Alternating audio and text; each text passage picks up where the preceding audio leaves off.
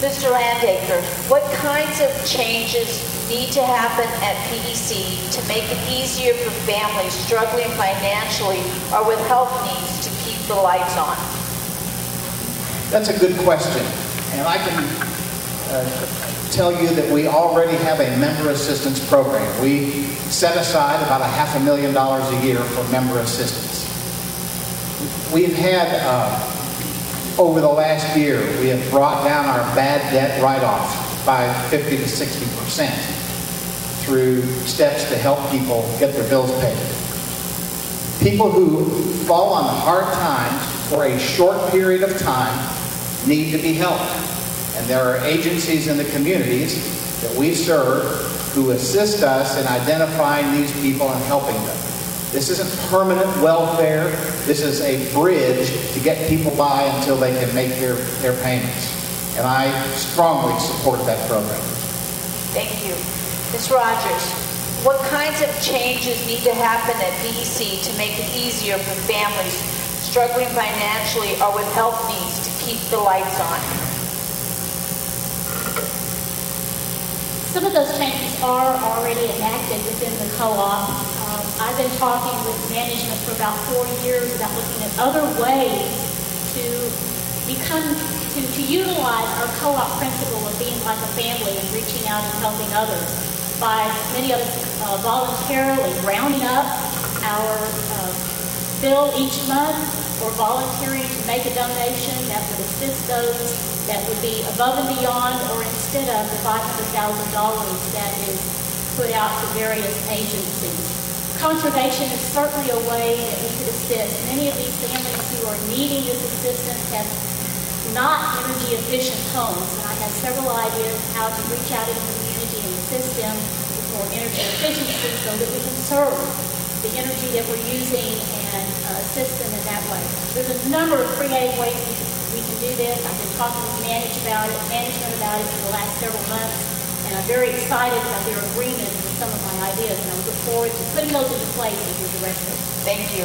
Mr. Donegan, what kinds of changes need to happen at PEC to make it easier for families struggling financially or with health needs to keep the lights on?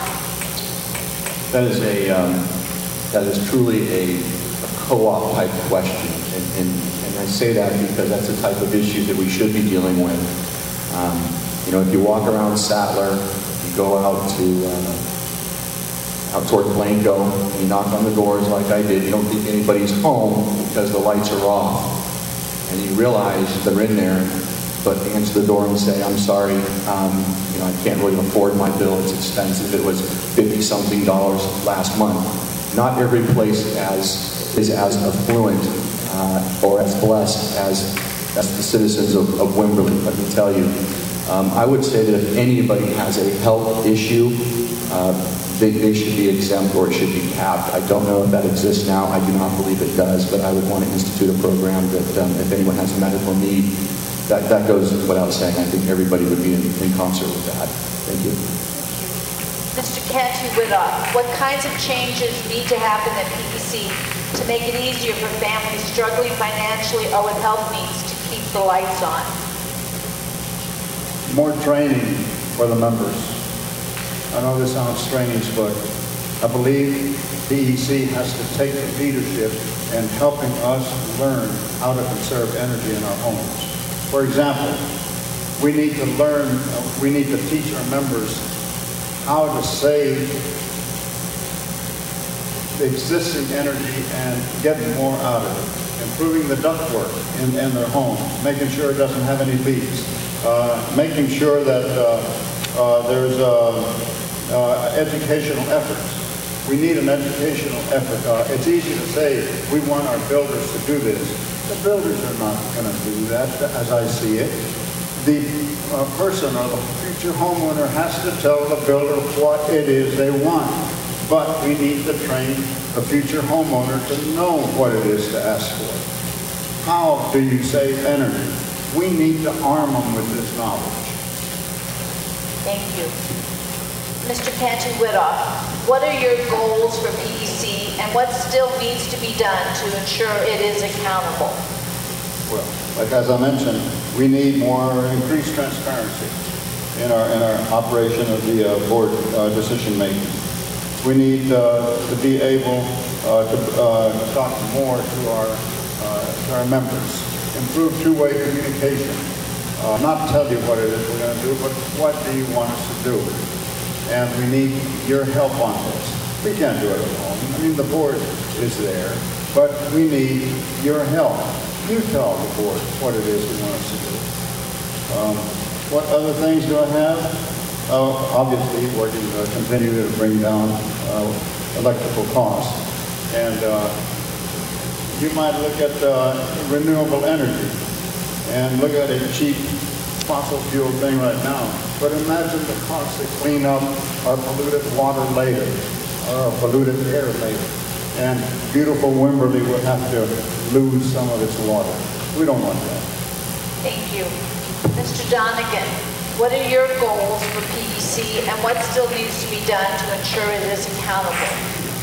Well, I think first and foremost, I think everybody would agree that transparency, which is also another word for honesty, leveling with us about what the problems are inside of our own co-op, a place that we own together.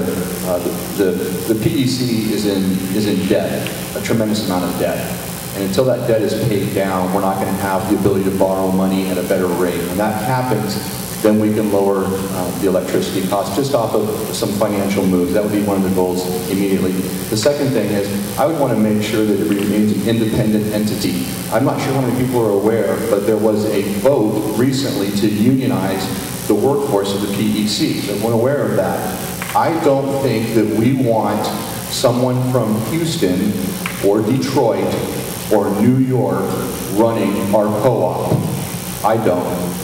I really don't. I don't think that you've heard much about that because still a lot of the issues and problems the PEC has are kind of being swept underneath the rug. Thank you. Thank you. Mr. Landaker, what are your goals for PEC and what still needs to be done to ensure it is accountable? First of all, I believe energy policy will be first and foremost.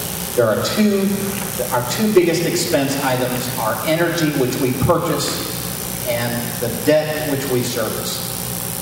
Everything else is chicken feed compared to those two big things.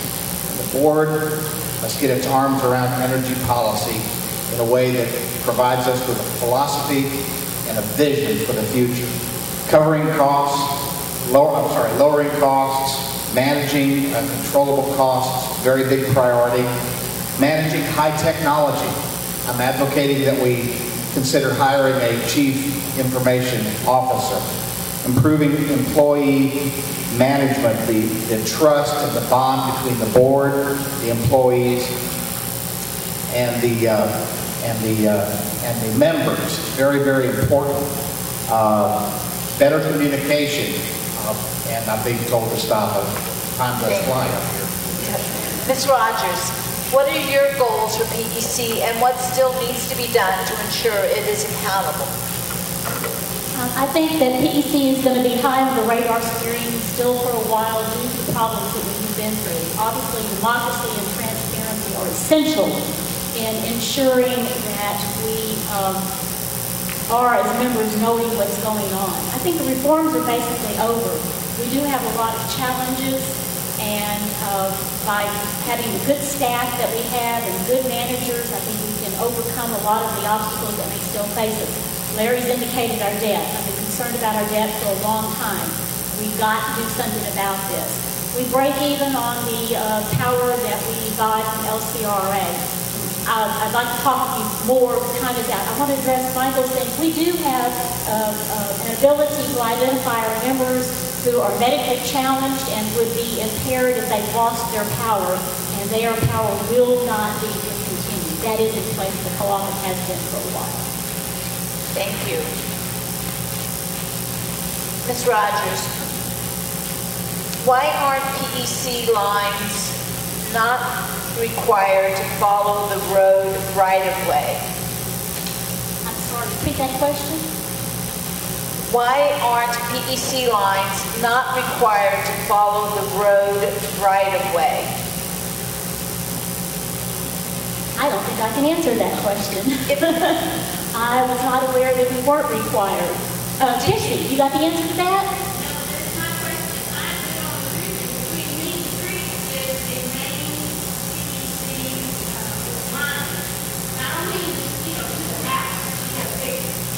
Okay, well, I think what she's talking about is right-of-way that has been purchased in order to configure the lines for service for all of the members. Right-of-way is purchased where those lines can be run and those don't follow the roadways.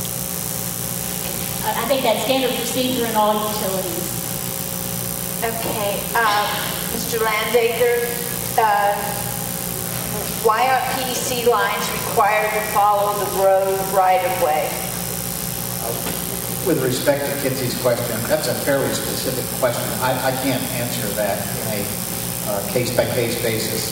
We would have to have the people who evaluate those things, the engineers and so forth, answer that. In general, I believe our lines should and do follow the right-of-way, but there may be exceptions to it. I'm really not able to address it either. Thank you. Mr. Cantu-Withoff, why are PEC lines not required to follow the road right-of-way? I don't know if they're not required. I see a lot of construction and more utility poles going up in the Canyon Lake area, and it's right along the right-of-way. Now, I'll grant you some of the major transmission lines will probably take the shortest route possible to be able to get there, but as I would see it. But looking from the outside in right now, I can't give you a definite answer for that. But like I say, I've seen too much construction of poles, electrical poles and transmission lines following the right-of-way to say that they're not required. I don't know if a requirement would be the word, but whatever's cost effective. So I hope I answered your question. That's a hard one. Thank you. Mr. Donegan, why aren't PEC lines not required to follow the road right-of-way? Well, I think it's official. You stumped the candidates here. We've got Mr. Cox in the crowd. Maybe he can talk about it afterwards. I don't know. Maybe he knows. Maybe there's 5 of us who don't know. I would speculate. It's hypothetical. I'm guessing. I don't know your situation, but it's probably the straightest line, and it was economical. And if it was an engineer, they'd probably do a straight line and said, "There it is. Let's do it." So it doesn't always make sense. You're right.